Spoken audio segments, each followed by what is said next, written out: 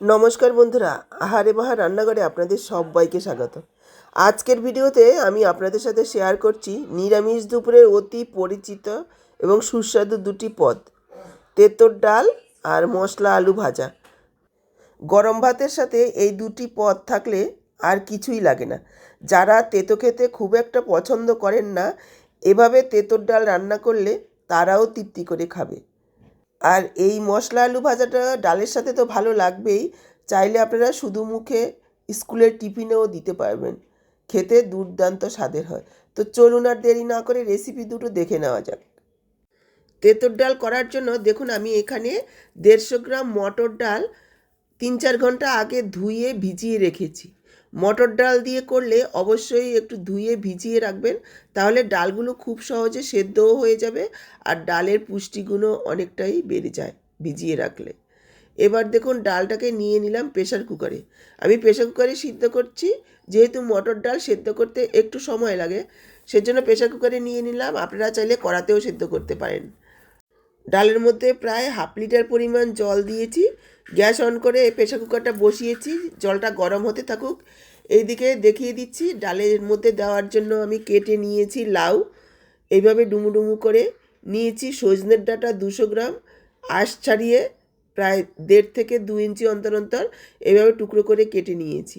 আর নিয়েছি উচ্ছে, এখানে 150 গ্রাম পরিমাণ উচ্ছে দেখুন এইভাবে একটু মোটা মোটা করে কেটে নিয়েছি গোল গোল করে। এবার উচ্ছের মধ্যে আমি একটু লবণ আর হলুদ মেখে রাখবো, এতে করে ভাজাটা খুব তাড়াতাড়ি হবে, ভাজা হতে অনেকটা সময় কম লাগবে। আবার যারা খুব বেশি তেতো খেতে পছন্দ করেন না, এইভাবে যদি লবণ আর হলুদ মেখে 10 মিনিট রেখে দেন, তাহলে দেখবেন নরম হয়ে গেছে, তখন চিপড়ে জলটা ফেলে দেবেন, তাহলে তিতোটা অনেকটাই কমে যাবে। যদিও আমি আজকে ফেলবো না, এভাবেই রান্না করব। লবণ হলুদ মেখে সাইডে রেখে দিচ্ছি। এদিকে দেখুন নিয়েছি 1 ইঞ্চি পরিমাণ আদা, আদাটাকে একটু গ্রেট করে নেব।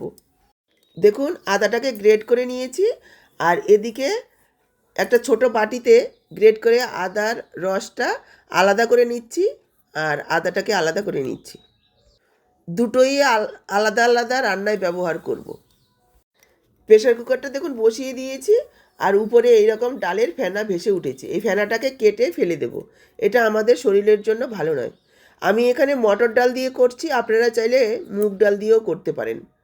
এবার সাথেই আমি কেটে রাখা লাউগুলো দিয়ে দিলাম, একসঙ্গে সেদ্ধ করে নেব। দিয়ে দিলাম পরিমাণ মতো লবণ। মটর ডাল অনেক রকমের হয়, কোনো কোনো মটর ডাল আছে একটু সেদ্ধ হতে বেশি সময় লাগে। এই ডালটা খুবই ভালো, সেদ্ধ হতে খুব একটা বেশি সময় লাগে না, লাউয়ের সঙ্গে একই সঙ্গে সেদ্ধ হয়ে যাবে। আমি একসঙ্গে দিয়ে দিলাম আর দিয়েছি পরিমাণ মতো লবণ। এবার প্রেশারটাকে আটকে জাস্ট 2টো সিটি মারবো। 2টো সিটি মারলেই খুব সুন্দরভাবে ডাল লাউ সেদ্ধ হয়ে যাবে। দেখুন 2টো সিটি পড়ার পর গ্যাসটাকে অফ করে দিয়েছি। প্রেশারটাকে সাইডে সরিয়ে রেখে এদিকে গ্যাসে কড়াই বসিয়ে দিয়েছি। দিয়ে দিলাম 2 চামচ সর্ষের তেল।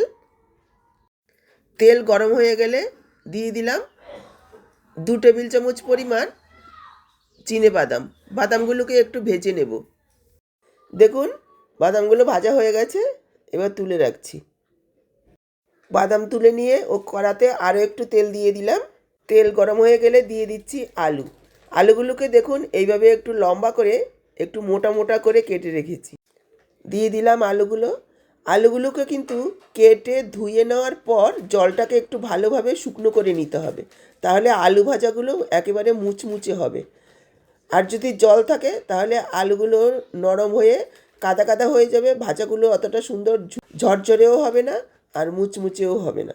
একটা ঝুড়িতে পাখার তলায় রেখে দেবেন, 5 থেকে 7 মিনিট রাখলেই খুব সুন্দরভাবে শুকনো হয়ে যাবে।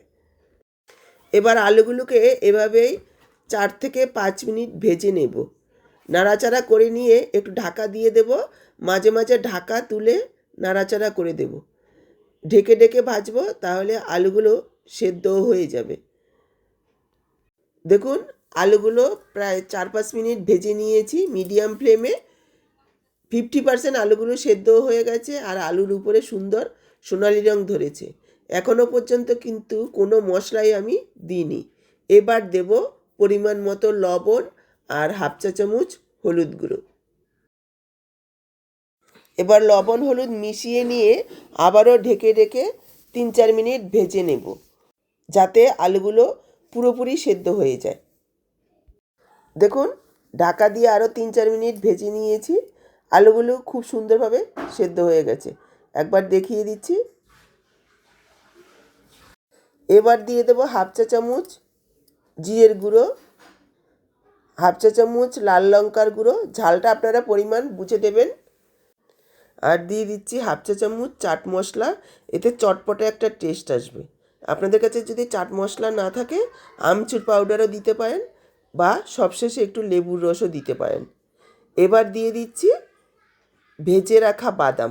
বাদামগুলোকে দেখুন এইভাবে একটু দানা দানা রেখে হামুল দিস্তায় আমি গুঁড়ো করে নিয়েছি। আপনারা চাইলে মিক্সচারেও গুঁড়ো করে নিতে পারেন, তবে একেবারে মিহি গুঁড়ো করবেন না, একটু দানা দানা থাকলে খাওয়ার সময় যখন মুখে পড়বে খেতে ভালো লাগবে।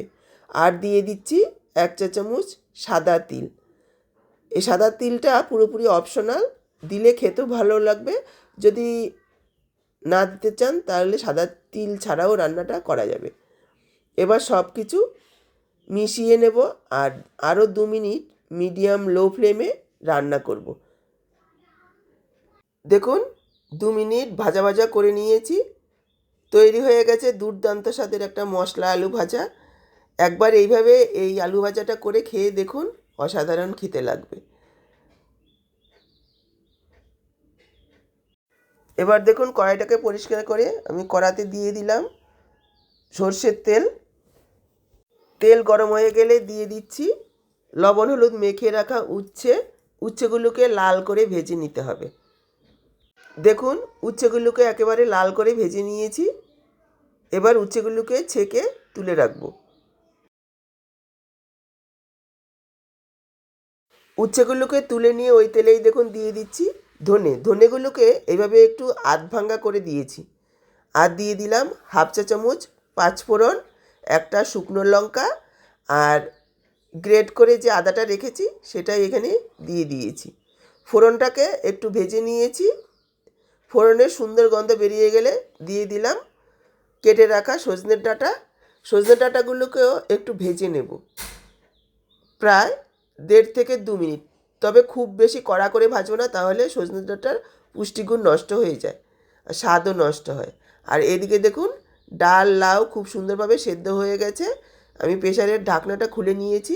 এবার চামচের সাহায্যে এভাবে একটু নাড়া দিয়ে নেব। ডালটাকে কিন্তু এভাবেই সেদ্ধ করতে হবে। যদি আপনারা আলাদা আলাদা সেদ্ধ করেন একদম গলিয়ে ফেলবেন না, তাহলে ডালের স্বাদ নষ্ট হয়ে যায়। একটু দানা দানা থাকলে খেতে ভালো লাগবে। আর এটা পাতলা ঘন যার যার নিজের উপর নির্ভর করবে, কে কতটা পাতলা রাখবেন আর কে কতটা ঘন করবেন। এদিকে দেখুন, প্রায় 2 মিনিট মতো সজনে ডাঁটাগুলোকে ভেজে নিয়েছি। দিয়ে দিচ্ছি হাফ চা চামচ হলুদ গুঁড়ো। হলুদ গুঁড়োটা দিয়েও আরও 30-40 সেকেন্ড একটু নাড়াচাড়া করে নেব। তবে গ্যাসের ফ্লেমটাকে লোতে রাখবেন, তা না হলে হলুদ গুঁড়োটা পুড়ে যাবে। এভাবে একটু নেড়ে নিলে হলুদের কাঁচা গন্ধটা চলে যাবে। এবার দিয়ে দেবো সেদ্ধ করে রাখা লাউ আর ডাল। এই সময়ে গরম জল যোগ করে যে যতটা পাতলা করতে চান করে নেবেন। তবে এই ডাল কিন্তু ঠান্ডা হওয়ার সাথে সাথে অনেকটাই ঘন হয়ে যায়।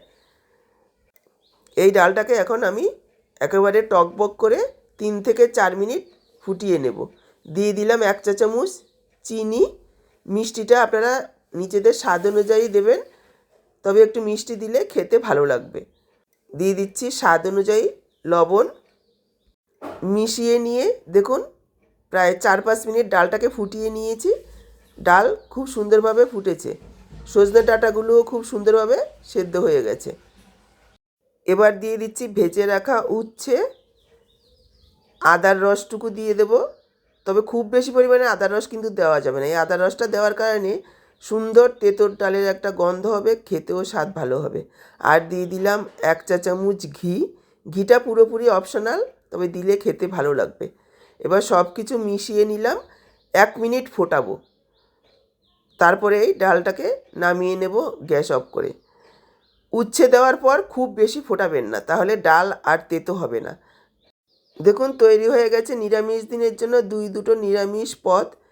ডাল আর আলু ভাজা হলে বাচ্চা থেকে বড় সবাই বেশ তৃপ্তি করে খাবে। গরমের দুপুরে এইরকম দুটো পদ হলে আর কিছুই লাগবে না। তাহলে আজকের এই নিরামিষ পদ দুটো আপনাদের কেমন লাগলো কমেন্ট বক্সে জানাতে কিন্তু একদম ভুলবেন না। ভালো লাগলে অবশ্যই একটা লাইক করে ভিডিওটাকে শেয়ার করে দেবেন। ইউটিউব থেকে যদি নতুন দেখছেন চ্যানেলটাকে সাবস্ক্রাইব করবেন, আর ফেসবুক পেজ থেকে দেখে থাকলে পেজটাকে ফলো করবেন এইরকমই ঘরোয়া দারুণ টেস্টি সহজ রেসিপিগুলো পাওয়ার জন্য। তাহলে এখানেই বিদায় নিচ্ছি, আবার দেখা হবে নতুন কোনো রেসিপির সাথে। সবাই ভালো থাকবেন, সুস্থ থাকবেন।